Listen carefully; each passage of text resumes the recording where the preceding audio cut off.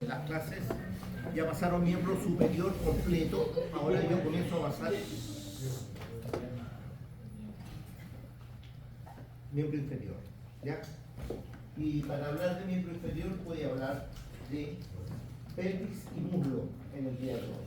Pelvis y muslo, ¿ya?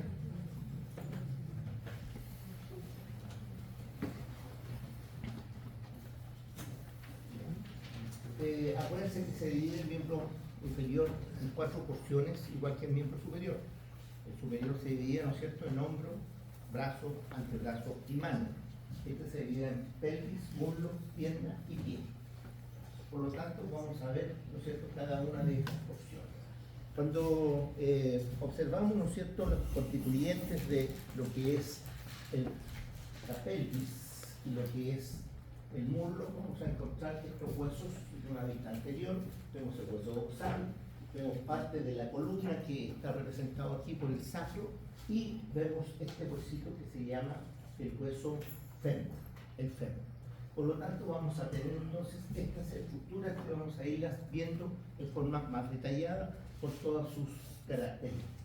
La pelvis para nosotros es importante. ¿Por qué?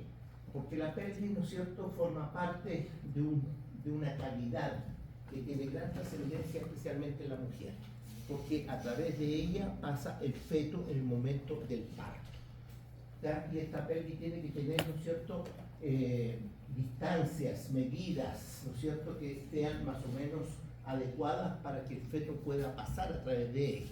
Cuando esta pelvis es más pequeña, el feto no es capaz de pasar a través de ella y termina en una cesárea, ¿ya? Y no en un parto normal. Veamos ahora cuáles son las formas como esta estructura está constituida. En primer lugar, el hueso coxal. Aquí tenemos un hueso coxal, ¿no es cierto?, de un individuo recién nacido, en donde vemos claramente que el hueso coxal está constituido por 3 porciones: el ilion, el isquion y el pubis, ¿cierto?, ¿ya?, separadas absolutamente. Por lo tanto, aquí hay cartílago entre medio, eso no se ve, ¿ya? Los centros de osificación son 3 centros de osificación separados. Hay un primer centro, ¿no es cierto?, que aparece al tercer mes de desarrollo intrauterino, es este centro, el centro del ilion. Al quinto mes aparece el centro del isquion y al sexto mes aparece el centro del pubis. Por lo tanto, estos 3 centros de osificación primaria, pues son los primeros que van a aparecer, hacen de que este hueso se vaya formando lentamente.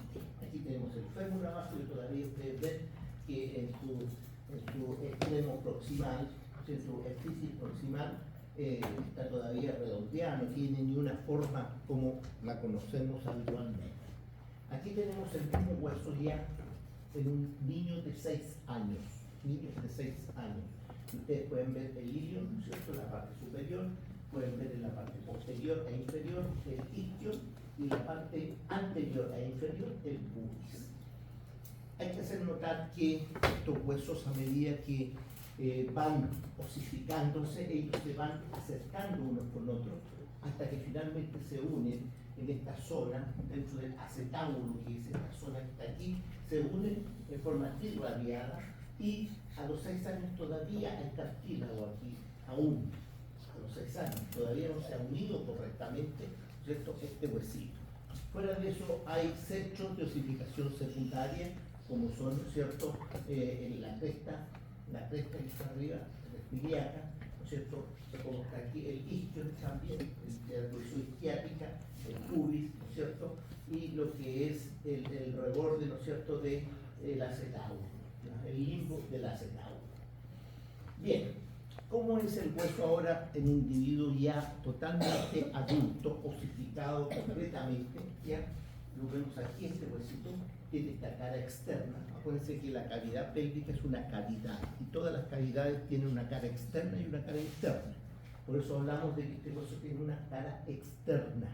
Y si ustedes observan, lo más interesante de esta cara externa es el acetábulo, es decir, la zona en donde va a articular la cabeza del fémur y aquí va a estar entonces la articulación de la cadera que nosotros le llamamos habitualmente.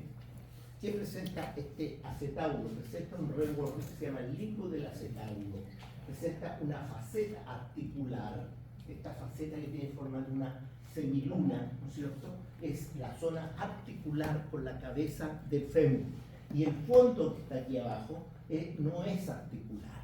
El fondo no articula en ningún momento con la cabeza del fémur. Vamos a ver por qué ocurre esto. ¿Por qué hay una zona dentro del acetábulo que no es articular? Y abajo hay una incisura acetabular. Esta zona que está aquí abajo se llama incisura acetabular. Esto es quizás lo más relevante que tiene en su cara externa. La parte superior, que es la parte del ilio, tiene una zona muy amplia, ¿no es cierto?, que está relacionada con los músculos glúteos. Los músculos glúteos toman inserción aquí, el glúteo máximo, el glúteo medio y el glúteo inferior que está aquí, ¿ya? Es decir, mínimo, mínimo, máximo y medio. Serían los tres glúteos que están aquí. Por lo tanto, esta cara se llama la cara glútea, cara glútea. Y en la parte inferior vamos a tener un foramen que se llama el foramen obturador.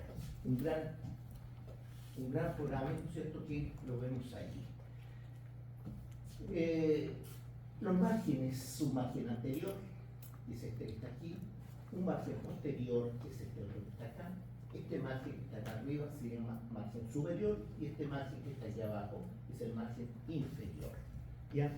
Los márgenes tienen estructuras bastante importantes, especialmente para las mediciones de la pelvis. Nosotros usamos mucho los márgenes. La espina ilíaca anterosuperior, una incisura inguinal, la espina ilíaca anteroinferior, ¿no es cierto?, la eminencia iliopúbica, el pecten del pubis, la espina del pubis y el pubis propiamente tal. En el margen posterior vamos a tener también la espina ilíaca posterior-superior, ¿no es cierto?, una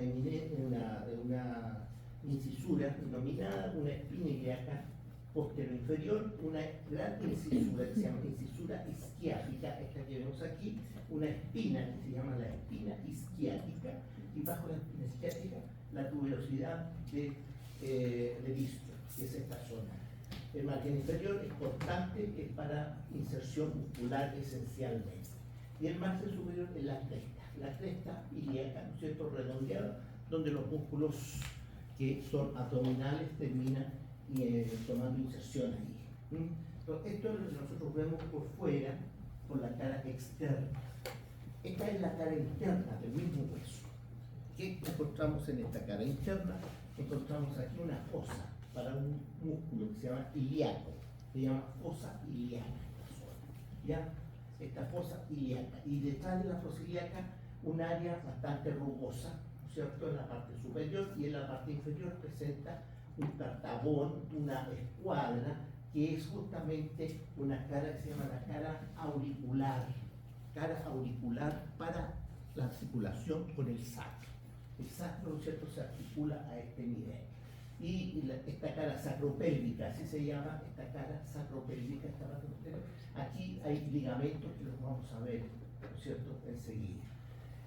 Hacia abajo vamos a encontrar, ¿no es cierto?, primero el foramen, el gran foramen, y vamos a encontrar una cresta que separa las dos zonas, la parte superior con la parte inferior. De nuevo encontramos la incisura isquiática, ¿no es cierto?, mayor, y abajo la incisura isquiática menor y la espina isquiática aquí entre medio. El sacro ya lo vimos en lo que era la columna vertebral, cara pélvica o anterior, cara posterior del sacro. Una vista lateral, y aquí está esta zona articular del sacro para constituir la pelvis. El sacro ya lo conocen ustedes, tiene una base, tiene un vértice, ¿no es cierto?, tiene foramen sacro anteriores, tiene 5 vértebras de constitución, ya tiene la cara posterior, cresta mediana posterior, cresta intermedia y cresta lateral posterior. El hiato sacro en la parte inferior, ¿no es cierto?, que son las estructuras principales que nos presenta el sacro. Y aquí tenemos entonces la pelvis armada, que es la pelvis que nosotros tenemos que ver, especialmente la parte obstétrica. Es importantísima esta pelvis y la estudiamos con mucho detalle, ¿ya? Y aquí vemos el sacro, la postura que tiene el sacro en la parte posterior, el coxis abajo, aquí estaría el coxis, es decir, está la columna en el fondo, y aquí están ambos huesos coxales, un hueso coxal derecho y un hueso coxal izquierdo. En esta posición a nosotros nos interesa qué cosa, las articulaciones. Aquí hay una articulación sacroiliaca, estas dos articulaciones derecha e izquierda son sacroiliacas, y aquí hay una articulación entre los dos huesos coxales que se llama la sínfisis del pubis, ¿ya?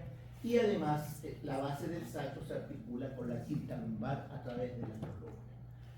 La articulación sacroiliaca es súper importante porque es una articulación, ¿no es cierto?, entre el sacro que está por detrás y el hueso ilíaco. Aquí vemos la articulación. Esta articulación es una articulación sinovial plana, Esa es la descripción que tenemos. Porque la parte posterior tiene un ligamento interóseo muy importante, muy grande, ya que la afirma. Pero en la parte anterior hay una sinovial y produce movimientos de deslizamiento entre el sacro y el hueso coxal, ya ambos huesos coxales. Entonces ahí vamos a ir viendo. Aquí vemos la misma articulación.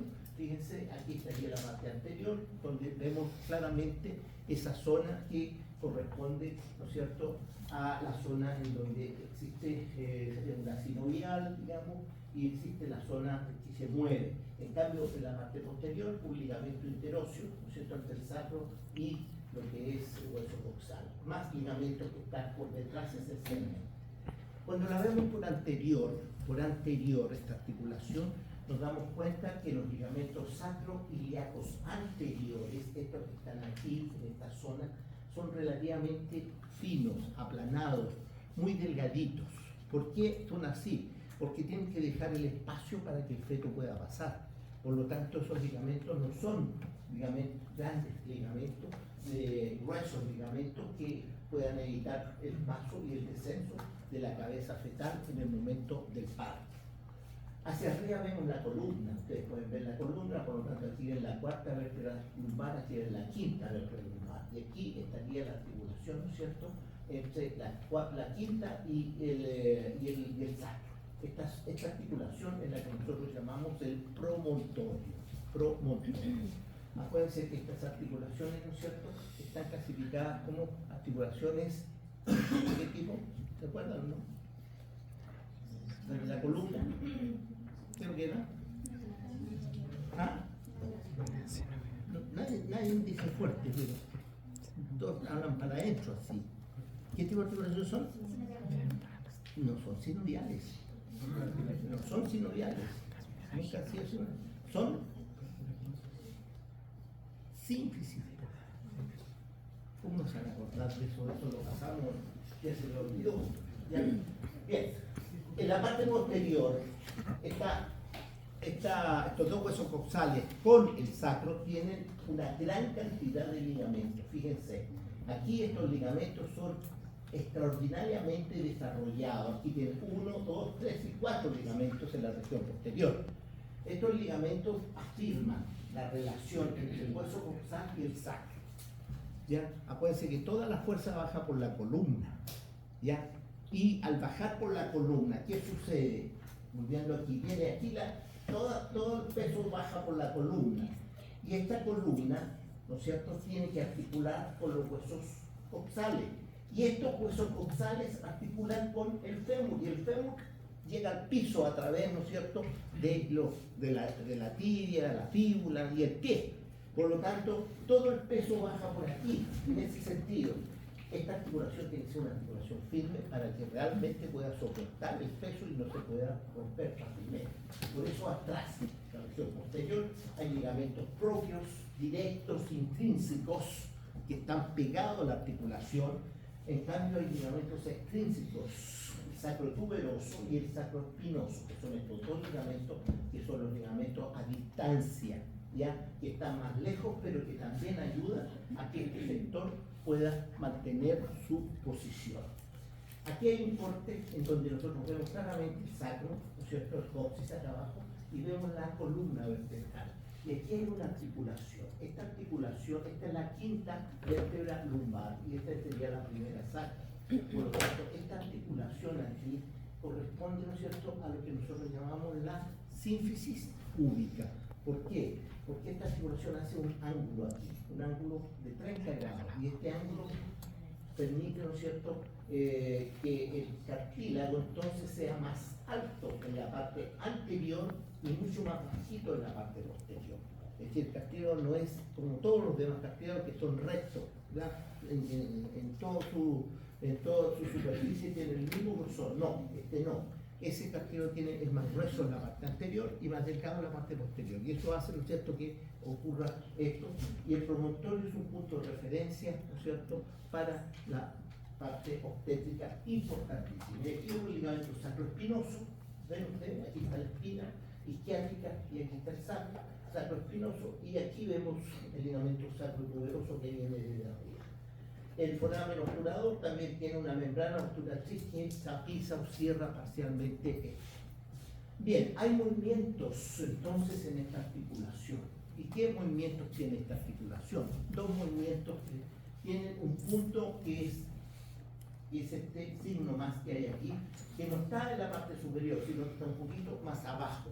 Y estos movimientos, ¿no es cierto?, que si yo tomo, ¿no es cierto?, este puntero y si lo pongo aquí, aquí está el eje está a ese nivel, ¿ya? Y al estar a ese nivel, entonces el sacro, pongamos que esto sea el sacro, ¿no es cierto?, sería la base del sacro y este sería el vértice del sacro. Entonces cuando el sacro se mueve con la base hacia adelante, el vértice se va hacia atrás.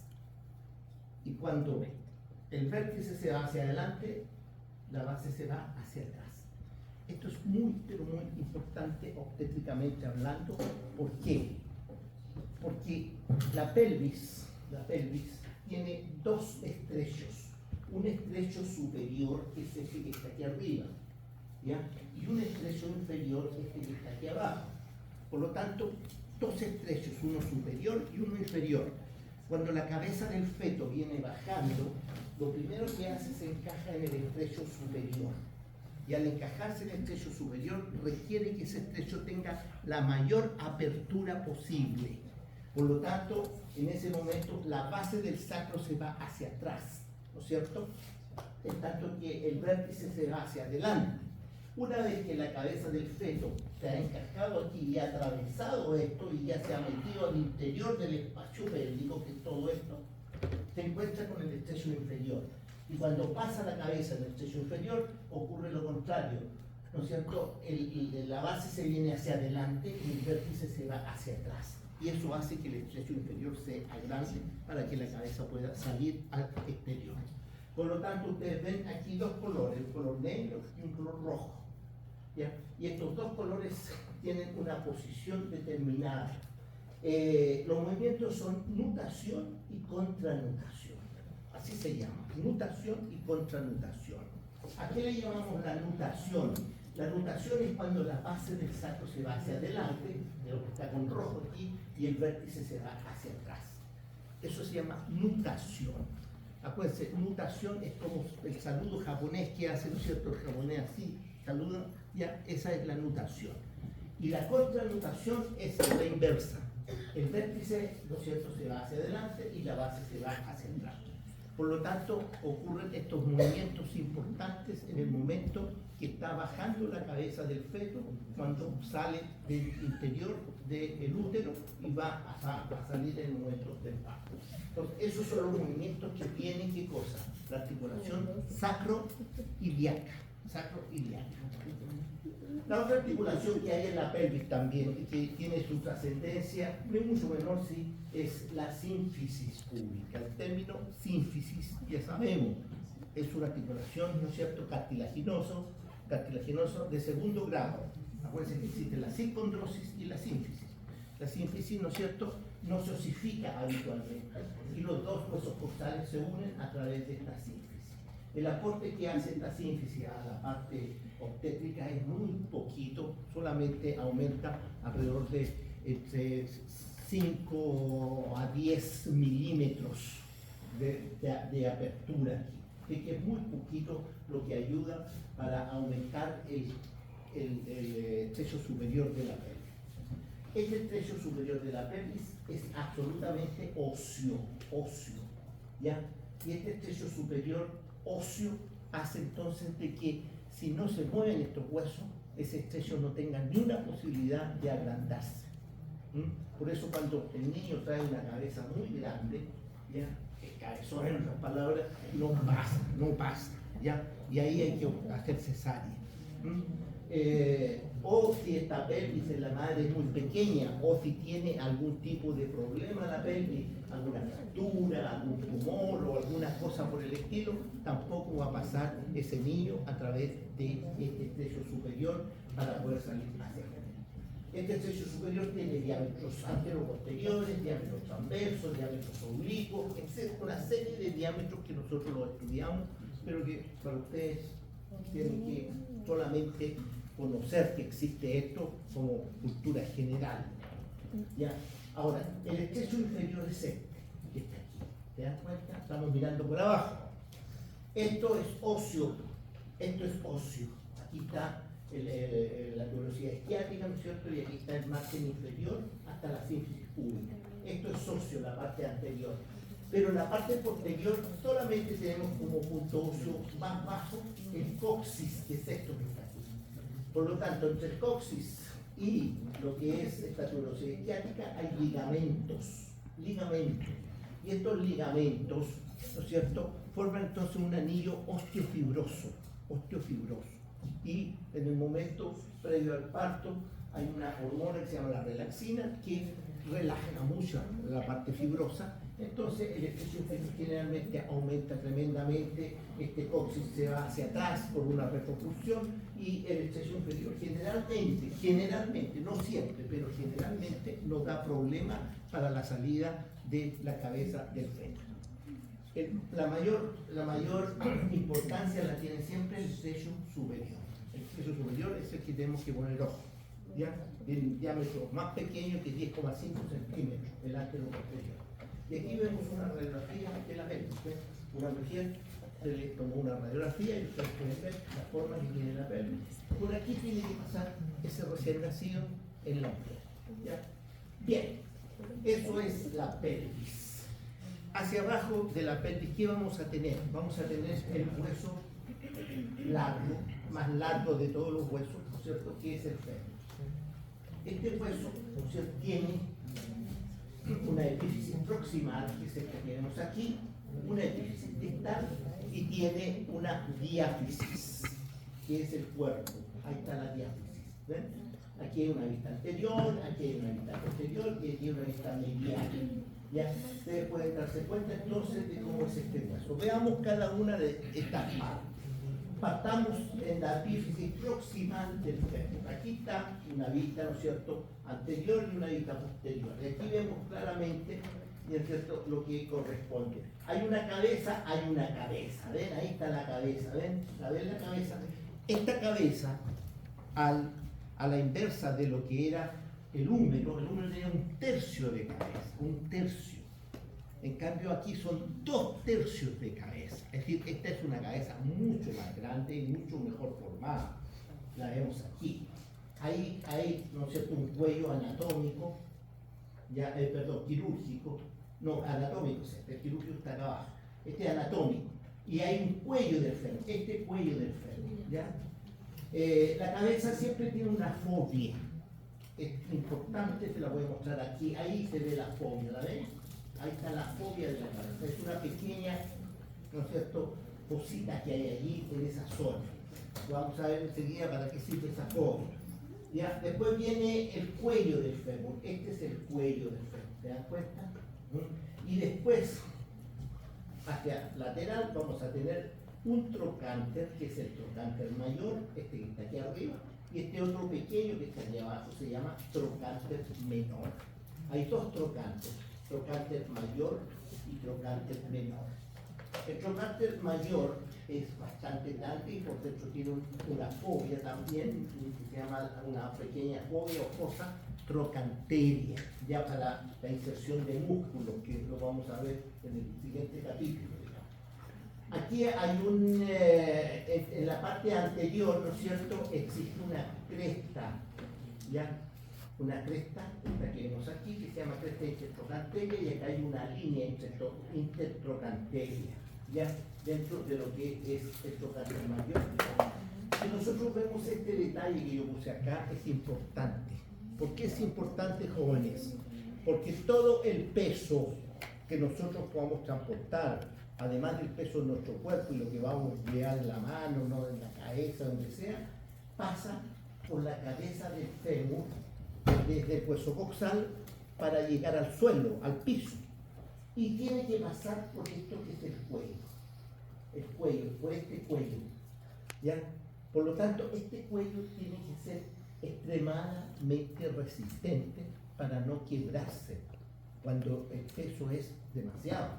Y para eso, internamente, el tejido esponjoso que tiene fibras, ¿no es cierto?, en diversas direcciones, que hacen de que este cuello sea un cuello realmente formidable en cuanto a resistir pesos, ¿no es cierto?, importantes. No es un hueso que reciba el peso desde arriba hacia abajo, no, lo recibe en un cuello que está hacia el lado, y ese cuello pasa el resto del peso al cuerpo del fémur. Por lo tanto, este cuello es interesante e importante. Muchas veces vamos a ver más adelante que hay fracturas de cuello, cuando los cortes son demasiado violentos, este cuello se fractura, que es lo que nosotros vamos a saber. El cuerpo, ¿cómo es el cuerpo de este fémur? El cuerpo tiene tres caras, una cara anterior, una cara posteromedial y posterolateral, ¿ya?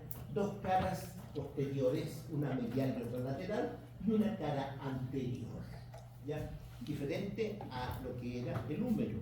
El húmero tenía cara anterolateral y anteromedial y una cara posterior. Este tiene una cara anterior y dos caras medial y lateral, pero que son posteriores. Es relativamente liso, no tiene mayores detalles, tiene lógicamente en el interior, ¿cierto?, un espacio para la médula ósea, pero el detalle está en el margen posterior. El margen posterior, pues tiene un margen lateral, un margen medial y un margen posterior.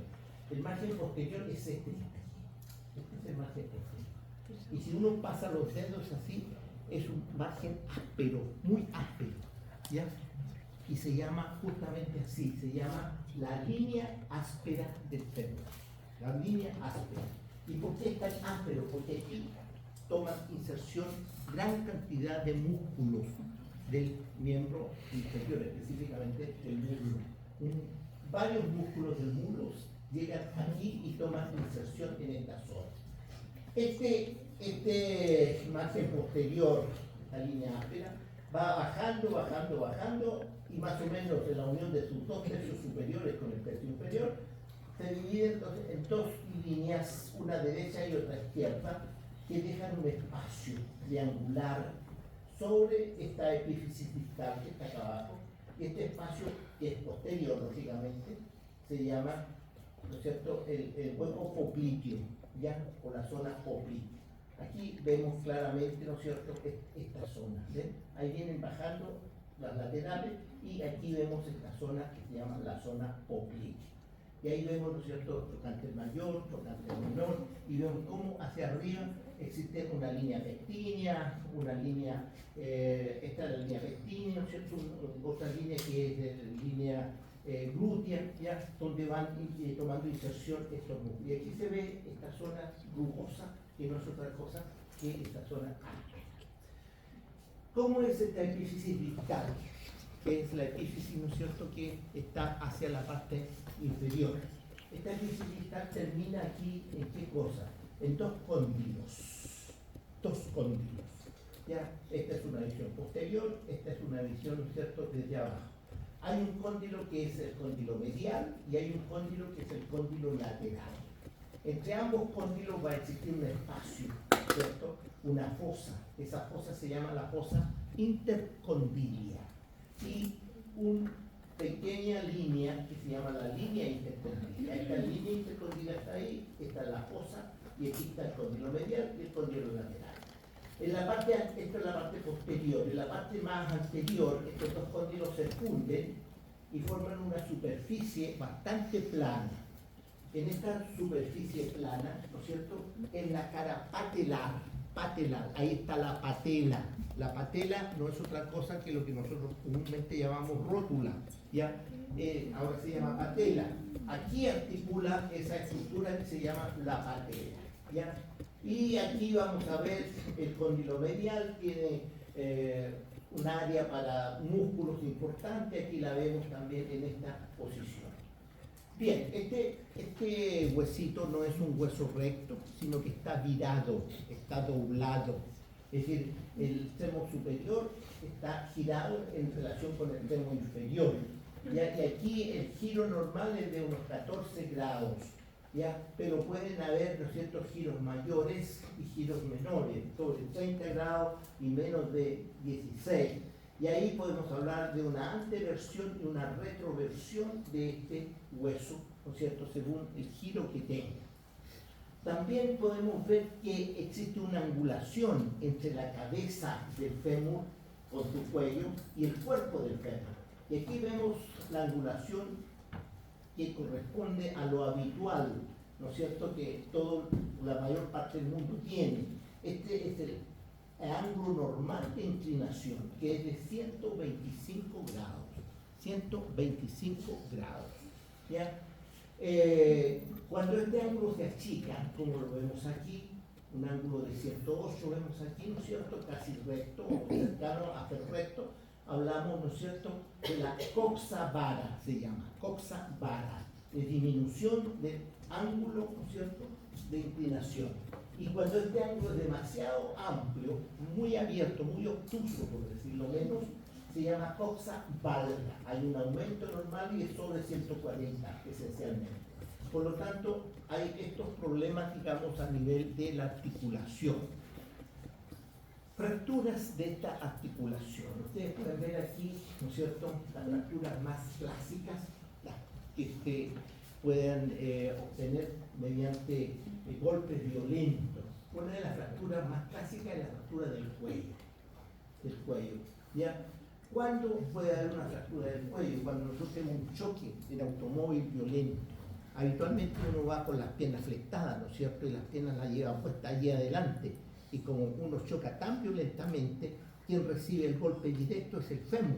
Y el fémur aprieta hacia atrás violentamente y puede ocurrir esta fractura en el cuello, en el centro del cuello, o puede ocurrir entre los trocantes, una fractura intertrocanteria, ¿ya?, que son las más clásicas fracturas a nivel proximal. También podríamos tener una fractura, ¿no es cierto?, ya en el cuerpo, propiamente tal, en la diáfisis, ¿no es cierto?, y generalmente estas fracturas son en espiral, se rompe, ¿no es cierto?, por algún motivo de espiral. Bien, ¿cómo es la articulación de la cadera? La articulación coxofemoral o cadera, como normalmente la llama uno. Aquí vemos la cabeza del fémur. ¿Ven?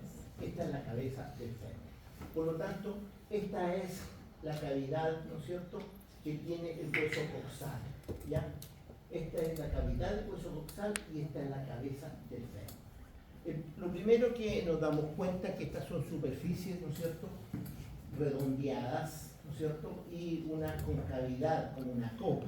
Por lo tanto, aquí estamos hablando de una articulación sínfisis esferoides, ¿ya?, que tiene 3 grados de libertad, igual que el hombre.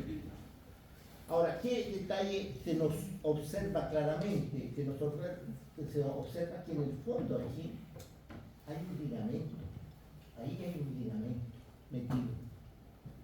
Y ese ligamento, que es muy importante, es un ligamento que está ocupando este espacio, que es el espacio que no es articular del acetábulo. El acetábulo tiene toda esta zona articular, toda esta semiluna es articular, pero el fondo del acetábulo no es articular, sino que es una cavidad, y esa cavidad que no es articular es la que contiene al ligamento de la cabeza del fémur. Por lo tanto, la cabeza del fémur está tomada por un ligamento, y ese ligamento está puesto en este espacio, donde nunca es comprimido por el peso ni nada, porque y ese ligamento aquí está cortado, sale a través de la incisura acetabular hacia afuera para irse a fijar, ¿no es cierto?, en el hueso externamente. ¿Ya? Entonces, ahí tenemos nosotros un detalle interesante que aquí vemos, ¿no es cierto?, claramente cómo entran también la parte ¿cómo se llama?, de irrigación de esta zona acetabular, entran por esa incisura. Después tenemos alrededor de este acetábulo un labrum del acetábulo. El labrum es un rodete fibrocartilaginoso que está allí, ¿no es cierto?, y que ayuda a que ese espacio sea mayor. Entonces esa cabeza tiende a salirse menos, está muy bien ubicada allí, ¿ya? Y al estar muy bien ubicada, ¿no es cierto?, no sale hacia el exterior. Ese es un detalle interesante e importante. Ahí vemos, ¿no es cierto?, ahí vemos el ligamento, ¿no es cierto?, este ligamento. Aquí vemos el espacio que no está constituido como espacio, ¿no es cierto?, para la relación directa que tiene el fémur con el acetábulo, es decir, no es una sola. Y aquí está el labrum alrededor, cerrando toda esta estructura. Aquí vemos, ¿no es cierto?, la cabeza, y aquí vemos el ligamento de la cabeza del fémur. ¿Ya? Bien, el fémur como toda articulación, ¿no es cierto?, sinovial, ¿qué va a tener en primer lugar? Va a tener una cápsula fibrosa. Y la cápsula fibrosa envuelve completamente a la articulación. Por dentro tiene, ¿qué cosa?, una membrana sinovial, que es la que produce el líquido, que se mantiene aquí adentro y que hace que esta articulación sea móvil y podamos tener movilidad en ella. Y por fuera tiene fibras, ¿no es cierto?, más conectivas que cierran completamente esta estructura. Para poder ver la articulación de la cadera, nosotros tenemos que abrirla, tenemos que hacer una incisión, abrirla y recién nos podemos meter al interior de esta cadera. Por lo tanto, tenemos allí esta articulación que tiene lógicamente como importancia el hecho de ser una articulación, ¿no es cierto?, sinovial, ya, que es esferoide. Ahora, además de esta estructura que la envuelve, que se llama la cápsula fibrosa, tiene ligamentos de refuerzo, y por anterior va a tener dos ligamentos, aquí los vemos, el ligamento iliofemoral y el ligamento pubofemoral, ¿ya? Este ligamento es pubofemoral y este se llama iliofemoral. Estos dos ligamentos están reforzando por anterior a esa articulación, ¿ya? Ahora, por posterior también tiene un ligamento, este ligamento que está aquí se llama ligamento isquiofemoral. ¿Por qué? Porque viene de la región isquiática y va hacia anterior. El ligamento isquiofemoral, que es este que vemos aquí, ¿no es cierto?, que va dando como la vuelta, ¿no es cierto?, alrededor de lo que es el cuello y finalmente termina, ¿no es cierto?, fijándose en lo que es la zona del cuello y parte de lo que es el total. Por lo tanto, vamos a tener aquí una vista posterior de esa articulación. A través de esta vista vemos el isquiofemoral y en la vista anterior estamos viendo, ¿no es cierto?, los otros dos ligamentos, el iliofemoral y el pubofemoral, que son los dos ligamentos. Y aquí vemos el foramen, ¿no es cierto?, obturador, con la membrana obturatoria que está allí puesta, ¿no es cierto?, generalmente. Esto es, aquí vemos el ligamento de la cabeza del fémur. Este se llama ligamento de la cabeza del fémur. Ustedes pueden ver, aquí está el fémur, ¿no es cierto?, se abrió aquí por dentro para poder visualizar, y aquí tenemos la cabeza del fémur, aquí está la fobia de la cabeza del fémur, donde se fija el ligamento de la cabeza, y ahí el ligamento sale hacia abajo, va por dentro de ese espacio, de ese fondo del acetábulo, que es un fondo no articular, y sale por la incisura acetabular hacia el exterior para fijarse, ¿no es cierto?, en la zona del pubis y la zona del isquio hacia atrás. Y ahí estaría este ligamento. Generalmente esta zona, ¿no es cierto?, de la incisura tiene aquí un ligamento que se llama ligamento transverso del acetábulo. Ese ligamento transverso pasa por sobre esta zona para cerrar definitivamente, ¿no es cierto?, esa región. Aquí vemos una radiografía en donde se ve la cabeza del fémur. Fíjense, ahí estaría entonces la cabeza del fémur. Aquí estaría, ¿no es cierto?, lo que es el acetábulo propiamente tal, ¿no?, y cómo la cabeza está metida, encajada, ¿no es cierto?, dentro de este acetábulo. ¿Ya? Esta articulación es una articulación esencial para nosotros. Cuando nos falla esta articulación, vamos a tener grandes problemas para poder deambular, ¿ya? Grandes problemas para poder mover la articulación, ¿no? Entonces, ahí tenemos esa articulación. Ahora, ¿cuáles son los problemas? Esto es lo normal. Lo normal, ¿ya? ¿Qué pasó atrás? ¿Qué pasó ahí? ¿Ya? Parece que tiene sueño usted, parece, ¿ya? Ya se está rascando la cabeza y está durmiendo con su compañera. ¿Ya? Por favor, estamos en clase. Esto es lo normal. Hay un problema bastante común que aparece especialmente en las mujeres, y que antiguamente era muy, pero muy recurrente, ¿ya? Actualmente no es tanto porque se toma, ¿no es cierto?, el recién nacido, una vez que va a la primera vez al médico, ¿ya?, para que sea visto, le hacen un examen para ver si hay una displasia de caderas, la famosa displasia de cadera. ¿En qué consistía la famosa displasia de cadera? ¿En qué consiste? Consiste en que el acetábulo es demasiado plano, como mi mano aquí plano. Entonces cuando viene la cabeza del fémur, como es tan plano, en determinado momento se resbala y sale hacia afuera, ¿ya?